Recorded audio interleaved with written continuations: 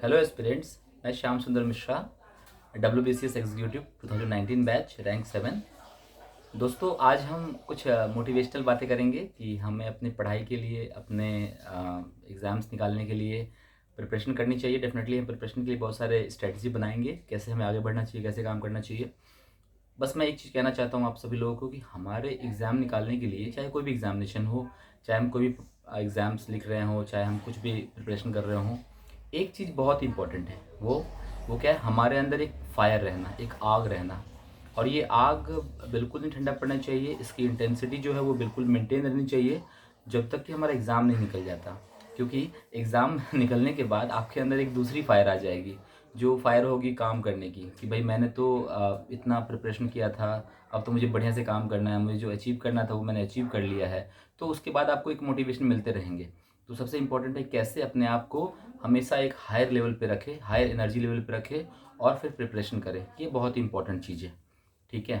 तो दोस्तों, इसके लिए मैं बस एक कोट यूज़ करूँगा कि एक बहुत ही फेमस कोट है, जिसमें कहते हैं कि success has many fathers, success has many father but failure is an orphan.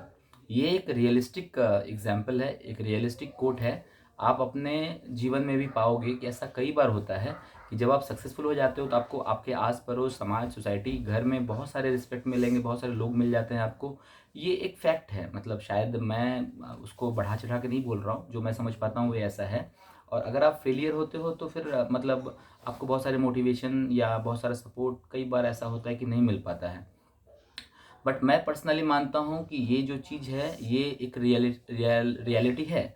But हम लोग तो जो लो इनकम फैमिली से या लो मिडिल इनकम फैमिली से आते हैं, हम तो बड़े ऑप्टिमिस्टिक लोग होते हैं।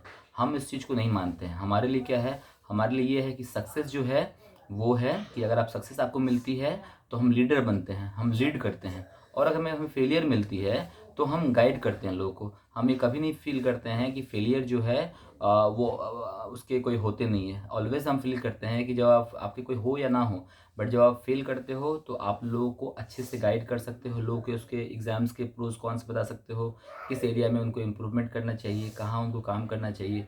ये सारी चीज़ें हम बता सकते हैं लोगों को। और जो फेलियर है हमारा, वो हमारा एक स्टेपिंग स्टोन होना चाहिए। और हमें ऑलवेज फील होना चाहिए कि हम जो फेल किए हैं एग्ज़ाम में, डेफिनेटली हमने मान लेते हैं कि एग्ज़ाम पास करने के लिए 60% मार्क्स आने थे, मेंस की एग्ज़ाम के हो या प्रीलिम्स के हो, कुछ भी हो। आपने 55 पाए, 56 पाए, 59 पाए, तो वो जो मार्जिन है, मार्जिन ऑफ एरर नहीं कह सकते यहाँ पे, द मार्जिन है जिस मार्जिन से आप पीछे रह गए, वो मार्जिन एक बहुत छोटा सा मार्जिन है। आपको समहाउ उस मार्जिन को क्रॉस करना है। उसके लिए क्या करनी है, कंसिस्टेंसी मेंटेन करना है। तो इसलिए मैं आप लोग को ये कह रहा हूँ कि अगर फेलियर से हमें कहीं घबराना नहीं है। मैं बहुत ही जल्दी एक वीडियो लेके आऊँगा जिसमें हम डिस्कस करेंगे कि मैं या हमारे तरह आप जैसे लोग, हम लोगों ने अपने ही लाइफ में कितने सारे एग्ज़ाम्स लिखे हैं। चाहे वो 10th 12th के इंजीनियरिंग एंट्रेंस एग्जामिनेशन हो, मेडिकल एंट्रेंस हो, NDA एग्ज़ाम हो, रेलवे की भी एग्ज़ाम्स हो, नेवी की हो, आर्मी की हो। फिर हम जब ग्रेजुएशन के बाद हम इतने सारे एग्ज़ाम लिखते हैं, CGL है, SSC है, इतने सारे एग्ज़ाम्स लिखते हैं। बहुत सारे एग्ज़ाम्स में आप फेल किए होंगे। मुझे जितना याद आ रहा है कि मैं 25, 26, 28, 30 एग्ज़ाम में फ़ेल किया हूँ। उसके बाद मुश्किल से एक एग्ज़ाम में पास कर पाया हूँ, है ना? लेकिन ये जो एग्ज़ाम में मैंने पास किया है, ये ही बस एक तरीका नहीं है, यही बस एक नहीं था चीज़ जहाँ पे मुझे सक्सेस मिली है। हर फेलियर में हमने कुछ सीखा है। तब जाके जब हम पास करते हैं एग्ज़ाम्स को फाइनली, तब हमें फ़ील होता है कि हम जो फ़ेल जहाँ हुए थे, वहाँ से भी हमने बहुत सारी चीज़ें सीखी है।